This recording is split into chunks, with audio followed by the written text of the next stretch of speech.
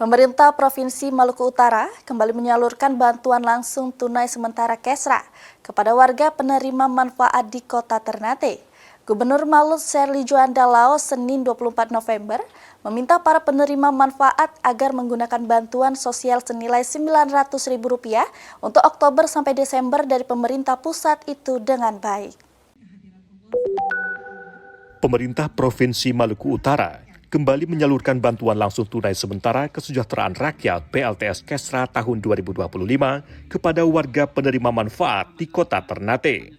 Bantuan sosial senilai Rp900.000 untuk bulan Oktober hingga Desember dari pemerintah pusat itu diserahkan secara simbolis oleh Gubernur Maluku Utara, Sherly Juanda Laos, didampingi Sekretaris Daerah Kota Ternate dan Kepala Kantor Pos Cabang Ternate di kawasan Benteng Oranye Ternate pada Senin 24 November.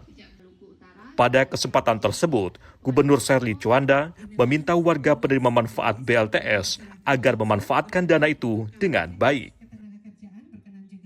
Harapannya uangnya dimanfaatkan untuk kebutuhan pokok ya, yang dibutuhkan bukan yang diinginkan. Jangan setelah itu buka pinjol, jangan buka judol, jangan buka judol, jangan buka toko online, jangan ya intinya kan tujuannya bantuan ini untuk yang butuh modal tambahan buat modal, yang punya anak-anak untuk tambahan makanan biar bisa makan lebih baik, intinya untuk meningkatkan kualitas hidup.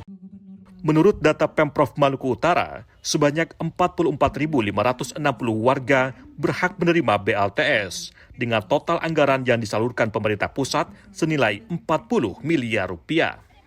Dari Ternate, Maluku Utara, Harmoko Minggu, Kantor Berita Antara mewartakan.